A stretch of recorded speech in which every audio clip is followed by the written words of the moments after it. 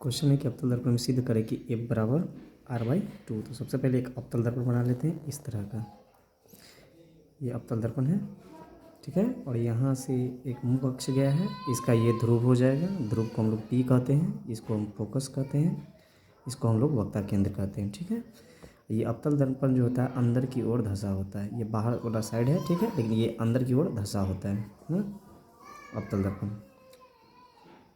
अवतल दर्पण को अभिसारी दर्पण भी कहते हैं, ठीक है, इसको याद रखना।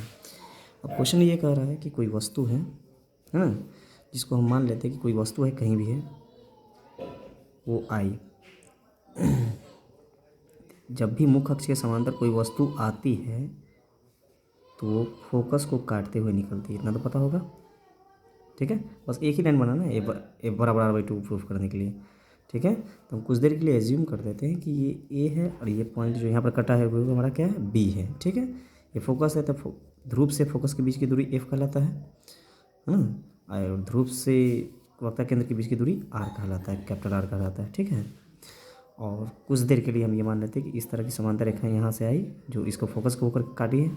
सेकेंड, अपना मन से इसको डैश डैश लाइन से इसको मिला लीजिए, ताकि दो समांतर रेखा को कोई तिर्यक छेदी रेखा काटे तो एकांतर कोण क्या होता है, बराबर होता है। प्रकाश के परावर्तन के नियम से चलना है हमको, ठीक है। ये दर्पण हमारा M है और N है, दर्पण हमारा M और N है। सबसे पहले करना ये है कि माना कि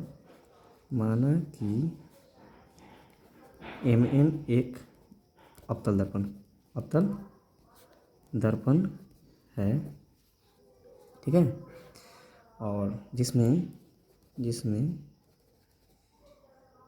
P से F आपका फोकस दूरी है, लिख दीजिए इसे, फोकस दूरी है, ठीक है। और P से C जो है, P से C हमारा वो हमारा यहाँ से यहाँ तक वक्रता केंद्र है। वक्रता त्रिज्या कहिए या वक्ता केंद्र कहिए, केंद्र है तो केंद्र कहिए, इसको हम लोग वक्ता केंद्र कहते हैं। ये हमारा क्या है, कैपिटल R है, ठीक है। ऊपर नीचे हो गया है, कोई दिक्कत नहीं है, ठीक है। अब क्या काम करना है कि ये समांतर मुख्य अक्ष के समांतर जो रेखा है यहाँ ये काट रही है यहाँ पर। तो यहाँ पर अब एक काम करते हैं ना कि यहाँ पर ध्यान दे देते हैं इसको कि ये जो कोण जो यहाँ पर बन रहा है, बीच में दो भाग बट रहा है, एक ऊपर एक नीचे। तो यहाँ से प्रकाश आया और टकरा करके गया, तो आने वाली किरण, जाने वाली किरण, आपतित किरण और परावर्तित किरण, बीच में बना हुआ कोण, ठीक है। तो आपतित किरण के साथ आपतन कोण, जाने वाली किरण का परावर्तन कोण। तो पढ़ें प्रकाश के परावर्तन के नियम के अनुसार कि आपतन कोण बराबर परावर्तन कोण होता है, ठीक है। तो ये I है और ये हम मान लेते हैं इसको क्या है, R है। तो चूंकि प्रकाश के परावर्तन के नियम से क्या बताया गया है, प्रकाश के परावर्तन के नियम से आपतन कोण, इंसिडेंट एंगल जो होता है बराबर होता है किसके, परावर्तन कोण के, रिफ्लेक्टिव एंगल के बराबर होता है, R के बराबर होता है। अब जो आने वाला कोण है उसका नाम देखिएगा क्या है, A B और ये C है ना, आने वाला कोण। अब फिर यहाँ से गया आने वाला कोण, फिर जाने वाला कोण। तो पहले आने वाला कोण को देखिए, नाम अगर पूछेंगे आपतन कोण बराबर परावर्तन कोण, तो नाम A B और क्या कीजिएगा C, टकरा के जो निकला है C B और F हो जाएगा। ये कोण और ये कोण, एक ऊपर वाला आपतन, ये परावर्तन है ना। तो यहाँ से लिखेंगे एंगल ABC बराबर एंगल CBF, इसको कंडीशन हम एक मान लेते हैं, ठीक है। देखिए पढ़े ना कि जब दर्पण से कोई किरण जाए टकरा करके लौटेगी तो आपतन कोण बराबर परावर्तन कोण हो जाएगा। तो ऊपर वाला कोण एंगल I और R ये दोनों बराबर हो जाएगा। तो ऊपर वाला I में इधर वाला नाम दे देंगे ABC और ये वाला जो R है इसको बीच में रखना है तो CBF कर देंगे, ठीक है।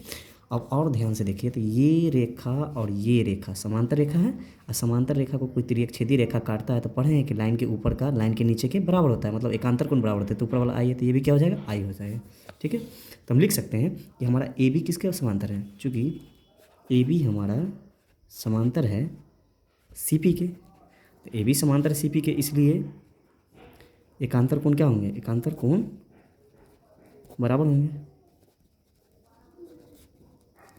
जैसे एकांतर कोण बराबर होगा तो इतना तो क्लियर हो गया है कि एकांतर कोण लाइन के ऊपर वाला यहाँ लाइन के, जैसे कि ABC एंगल ABC ये बराबर हो जाएगा। अब इधर वाला को इसके बराबर होगा, इसी के बराबर होगा, तो इसको बीच में रखना है तो CBF कर दीजिए, या ये इसको बीच में रखना है तो BCF कर दीजिए, कंडीशन कितना हो जाएगा 2। और 1 और 2 को ध्यान से देखते हैं तो समीकरण आगे वाला समीकरण 2 का आगे वाला दोनों इक्वल है। तो जब बराबर आता है तो तुलना करते हैं, तो समीकरण 1 तथा 2 की तुलना करने पर जैसे आप तुलना कीजिएगा तो आगे वाला ए बी सी देख रहे हैं ना, ए बी सी इधर के आगे वाला ए बी सी के बराबर होता है, इसका पीछे वाला C B F, angle C B F वो बराबर हो जाए एंगल बी सी एफ के। ठीक है। और जब दो कोण बराबर हो, मालूम है कि अगर कोण बराबर हो तो उसकी सम्मुख भुजाएं भी आपस में क्या हो जाएगी, बराबर है ना। बराबर कोण की सम्मुख भुजाएं, बराबर कोण की सम्मुख भुजाएं बराबर होती है, मतलब जितना कोण बराबर उतना भुजा बराबर, भुजाएं बराबर होती है। ठीक है। तो इधर ध्यान देते हैं, तो सी बी एफ हमारा, अब सी बी एफ मतलब देखना है भुजा बराबर करना, तो एक बी से देखिए एक सी से देखिए, उसके सामने का भुजा बराबर कर दीजिए। तो बी से देखेंगे तो सामने वाला क्या आ जाएगा, यहाँ देखिए ये बी वाला कौन है, इसके सामने का आ जाएगा सी से एफ, सी एफ। और सी से देखेंगे तो सी के सामने वाला कौन हो जाएगा, सी के सामने वाला ये देखिए, सी के सामने यहाँ पर है बी एफ, ये हो जाएगा। भाई एक और चीज़ देखना है, मान लीजिए अगर हम कहें कि ई जो है, देखिए इसका हमको कोई ज़रूरत नहीं, हमको आर और एफ़ के साथ संबंध निकालना है। ठीक है। और ई एफ़ ये भी एफ़ के बराबर होता है। ठीक है, आ समझे। तो अगर मान लीजिए ये जो है इसका तो हमको कोई ज़रूरत नहीं, ये हमको पता है ऑलरेडी, ये भी पता हो जाता तो मज़ा आ जाता। तो इसको हटाने के लिए हम किसके बराबर करेंगे, तो ई इसके बराबर है, इसको हटाना है तो इसके बराबर कर देते हैं कि ये दोनों आपस में बराबर हो जाए। तो बी एफ़ के जगह पर लिख सकते हैं कि बी एफ हमारा किसके बराबर हो जाएगा, पी एफ के बराबर हो जाएगा। क्यों, क्योंकि द्वारक इसका छोटा है, दर्पण का द्वारक छोटा है। इसको जब गिराएंगे ना तो मान लीजिए यहाँ पर आएगा तो थोड़ा सा डिस्टेंस रहेगा, उससे कोई दिक्कत नहीं है ना। इसको अगर नीचे गिराएं तो यहाँ तक आएगा, यहाँ बी से अगर इसको यहाँ पर लाएँ तो थोड़ा सा का डिस्टेंस रह जाएगा। तो लिख देते हैं चूँकि दर्पण का द्वारक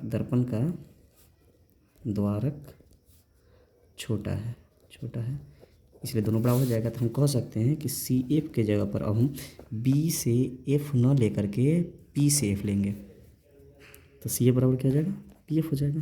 तो सी एफ और पी एफ दोनों बराबर। और देख लेंगे कि पी का एफ का वैल्यू कितना है, एफ है, तो सी एफ भी कितना हो जाएगा, तो सी एफ और पी एफ दोनों हमारा क्या हो जाएगा, एफ हो जाएगा। और चूँकि हम एक चीज़ बताइए, सी से पी अगर हमको आना होगा, सी से पी आना होगा तो सी एफ में पी एफ जोड़ेंगे, तो सी से पी का वैल्यू कितना है, आर है। और सी एफ और पी एफ दोनों हमारा कितना है, एफ। तो सी एफ के जगह पर भी एफ बैठा देंगे और प्लस पी एफ के जगह पर भी एफ बैठा देंगे। तो आर बराबर कितना एफ हो जाएगा, 2f हो जाएगा। तो एफ बराबर क्या हो जाएगा फॉर्मूला, r/2 हो जाएगा। यही ना हमको सिद्ध करना था, यही हमारा उत्तल दर्पण में क्या हो गया, अवतल दर्पण में प्रूफ हो गया। ठीक है।